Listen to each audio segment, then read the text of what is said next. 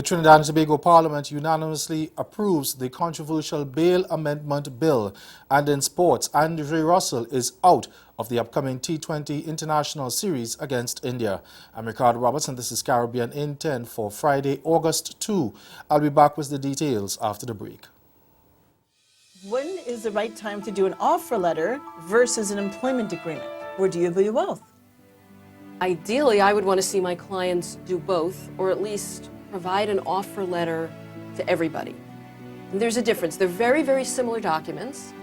The offer letter, however, is more what it sounds like. It indicates the position that you're offering the person. The employment agreement goes into more detail.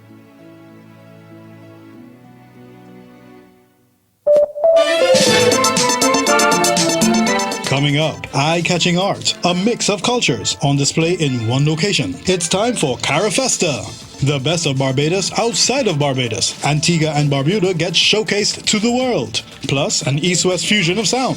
It's all next on Caribbean Passport on this station.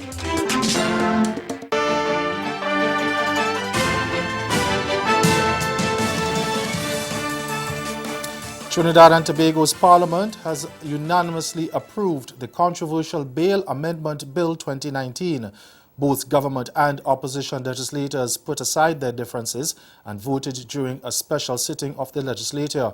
The bill was requested by the police at the height of the increase in crime to deal with criminals. The 7-clause legislation prevents bail for 120 days for people who are charged or convicted on serious crimes ranging from rape to gang issues. It also seeks to restrict access to bail for 120 days in instances where a person who is already on bail for a serious offense carrying a 10-year jail term and is charged with a similar offense. Now, offenders will have to prove that exceptional circumstances exist for them to seek bail. We get more in this TV6 News report. The passing of the bill will now mean that bail can be denied for 120 days if someone has a previous conviction for a serious offense and is then charged again for another offense. Bail will now be restricted if someone is charged for a serious offense, is out on bail and gets charged for the same category of offense.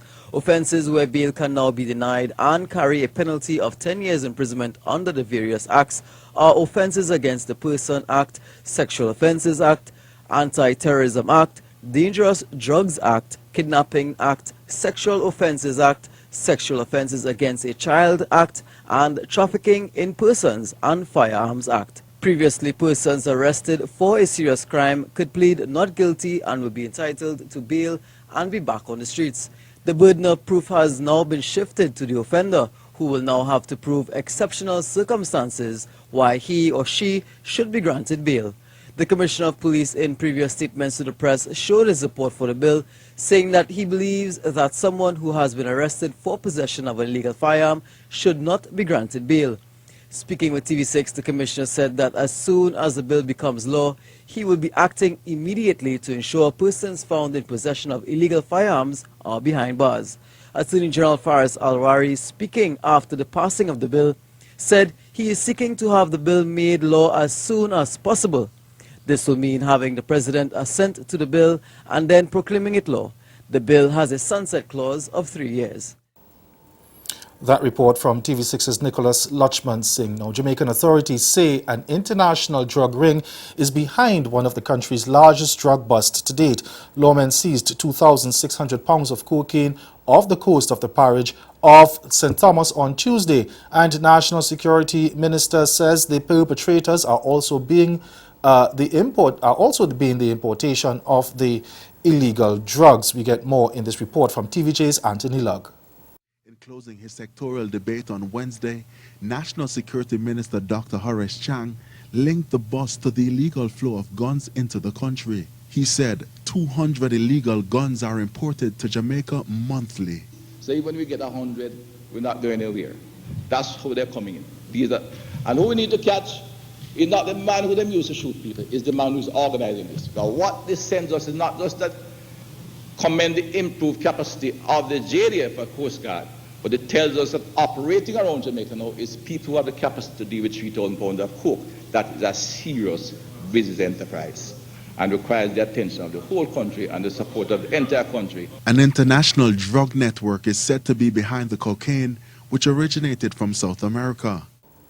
Over in St. Vincent and the Grenadines, Prime Minister Dr. Ralph Gonsalves and Opposition Leader Godwin Friday have noted the right of persons to challenge the laws that criminalize buggery in St. Vincent and the Grenadines. The two leaders expressed their views separately this week following a court challenge by Vincentians Sean McLeish and Javin Johnson challenging the constitutionality of the laws.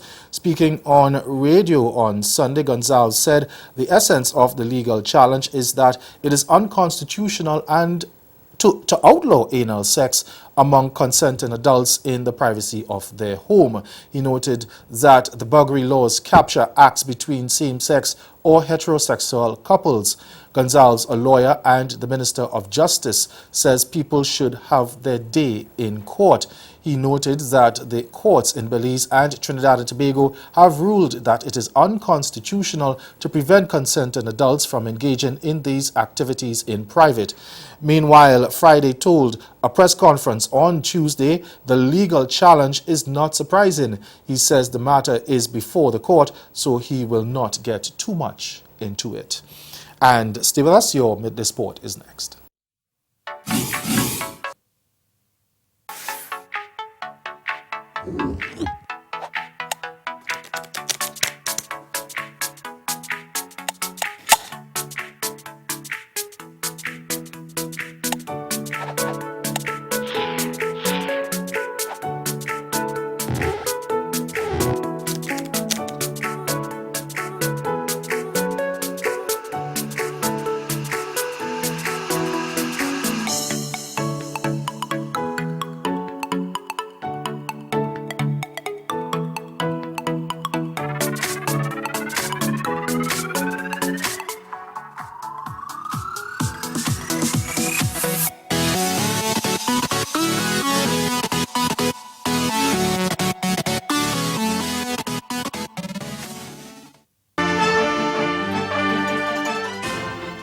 Injury has forced marquee all-rounder Andre Russell out of the three-match T20 International Series against India starting Saturday. The 31-year-old informed selectors he would be unavailable for the series after experiencing discomfort in his troublesome left knee while at the ongoing Global T20 in Canada.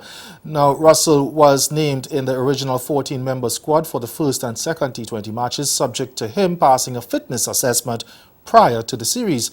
Now he has been replaced by batsman Jason Mohammed, who last played a T20 International 16 months ago when he led a second-string side on a three-match tour of Pakistan. West Indies are the reigning ICC World T20 champions and will face India at the Broward County Stadium in the United States on Saturday and Sunday. The final match will be played at the Guyana National Stadium next Tuesday. First ball bowls off 10:30 a.m. Eastern Caribbean time. That's 9:30 in Jamaica.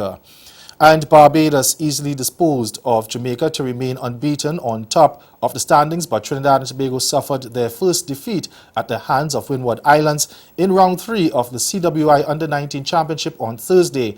Playing at the Arnos Vale Stadium, Barbados overhauled a target of 133 to get home in the 20th over and win by 5 wickets, with Naeem Young anchoring the runs chase with an unbeaten 42 off 35 balls. TNT meanwhile failed in their pursuit of 204 and crashed to a 69-run defeat at Park Hill. Leonardo Francis and Makiba Joseph Mbiki Joseph gave TNT a decent start by putting on 39 for the first wicket, and when 6 wickets tumbled for 39 runs, joint top scorers Rivaldo Ramlogan and Ronaldo Forrester added 33 for the 7th wicket. That's Caribbean in 10.